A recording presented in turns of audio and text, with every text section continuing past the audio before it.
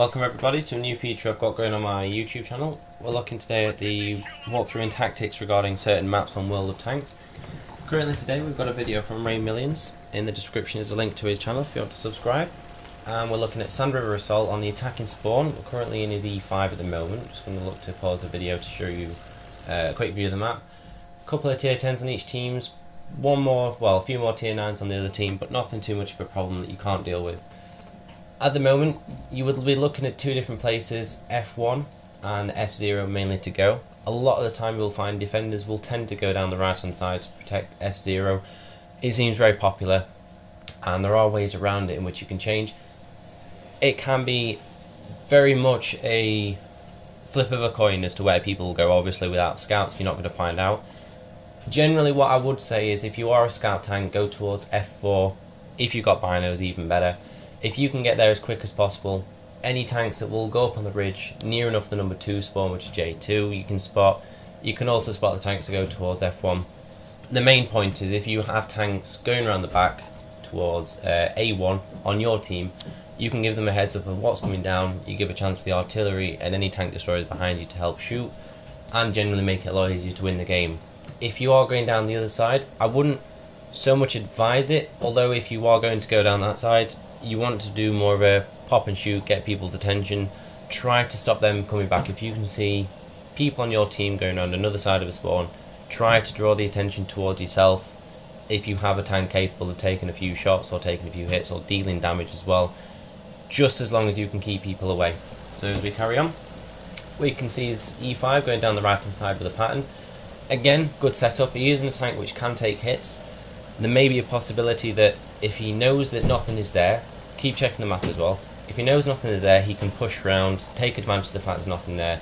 Once that flank's down, you've pretty much won the game, because you can go around the back of people that basically camp down in the bottom right corner waiting for what they might think is a large amount of people going down. If you can, and do remember, keep checking your map. Have a look at what's around you, where people are going on your team, and if anyone's spotted, see what tank it is and whereabouts they're placed. If you see one tank, say a medium or a light, presume that there is definitely something behind him. More than likely there is, and make sure you don't get in the way of it. Through what is only can described as pure luck, there's only one artillery on each team, so you can sort of guarantee that you're not going to get shot at by artillery straight away. The only problem is if you're on a higher tier tank, you can more or less guarantee if it is going to be the case that you are shot at, it's only because people have been mashing the LB button on you and you are someone that needs to be taken out. So first off, get to see a light tank that suicide spots. Not something I'd advise on assault specifically. It would be ideal to keep you alive as long as possible. As you can see, they're a bit tentative about going forward. They can only see one tank, or now there's two tanks there. There's not enough to cause too much of an issue in getting around. They've got plenty of cover behind them. They've only seen a maximum of 3 tanks so far. There could be more, but it's worth going around and having a look. The pattern's disappeared, so there's basically nothing that he can see in front of him that's going to shoot him. So he's got a very good opportunity of moving forward towards the 2 tanks that are around the corner, bringing the people that are behind him forward as well. And also, because he's a tier 10 tank, he's hardly going to take any much damage. The E75 that's been spotted on the left, ignore him as much as possible and push forward. One of the things that people find an issue is they will stop and shoot people and not take advantage of going forward. He's in an E5, so he can take the damage from multiple tanks, M103, the pattern, the E75. He can take that large amount of damage and allow his team to push up behind him. If you do a ballsy move and push forward, generally people will follow you. Just make sure that you have the tank that's capable of doing it and you're accurate, because obviously you don't want to miss. Why on earth that chap is there I don't know, because that's kind of suicidal.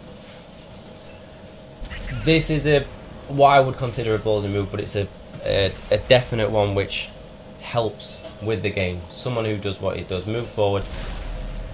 Every now and then take a pop at people. Try not to bounce shots, try and hit them in the tracks area, because you will generally pen them.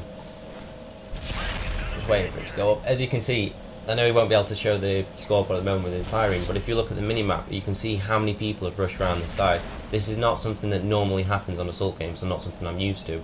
But I do know that when I'm playing and I see people rushing around doing what they're doing now, it makes it very, very difficult, especially if you haven't got the cover to handle this amount of force. 2 people down the right hand side. started to leave it open. The artillery's been spotted. He's not going to bother taking a shot at you because he's been spotted. He's going to try and move away. He's going to get pre-fired by the artillery. There's a good chance he'll get killed by the Panther or another tank behind him. So now they've got through the hardest part of the map on the right hand side, and they've got pretty much nothing that's going to stop them coming around the corner. This is the whole idea of taking advantage of something and pushing forward and not stopping. It's one of the reasons why people lose on Cliff going down Death Valley. If you lemming train down Death Valley and do not move down, you will very much likely to lose the game. I mean, going down Death Valley itself is pointless and irrelevant because it can cause your team to lose. If you have a look at the map, which is a primary thing, look at your map and look at where your team are. Figure out what's been spotted and what hasn't. If you can't see anything down Death Valley and you see there's 7 or 8 of your tanks there, fully assume you're going to lose the game because the amount of people that are on the top going around the lighthouse could be hundreds, over exaggeration, but many tanks. Pushing around this right hand side, you can still see how many tanks they have left on their team. They are basically going through, mullering everything. Artillery is going to die. The people down the bottom now realise that they're being flanked and they haven't done anything much to stop it. They can't. This is a perfect example of an execution of a flanking manoeuvre, but taking advantage of the fact that people have gone with you. They need to push forward. And it's just in disarray now. Tier 10, British Heavy, getting shot in the side and from the front. I don't think we'll get a view of the map anytime towards the end of the game. It's irrelevant now. They're winning 7-3 pretty much on all the tanks that they've got. The game's pretty much over from this standpoint. As soon as this corner's been taken, it's more or less game over, unless something catastrophic has gone wrong on the other side.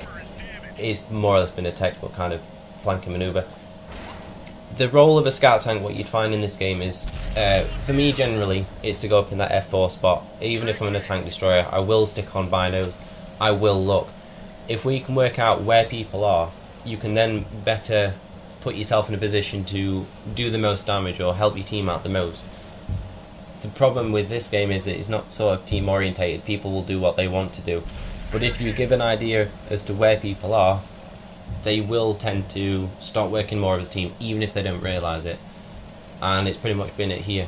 A lot of the times you'll see, I'd like to say you'd see me doing stupid stuff in tanks that shouldn't be done, but sometimes it pays off, sometimes it doesn't. And here's one occasion when you have a tank that is capable of taking shots and dealing a stupid amount of damage, and apparently can't pen a J Panther 2 that he's penned before. Cheers RNG, that's a really good help for him. Ballsy moves wins game. Pop. Bye bye. Again, it's genuinely nice to see games like this.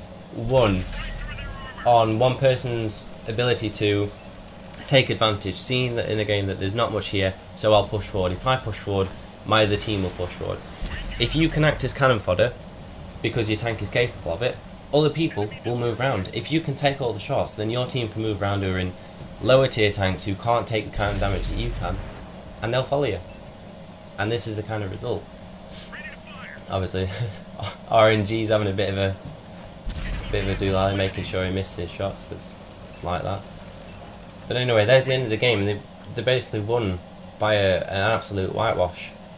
There will be more videos like this coming out on my channel soon. I'm hoping to get some more different ones and different tactics. It's just a quick view. I would have preferred the game to have gone on longer, but it appears to be that they've absolutely mullered the other team.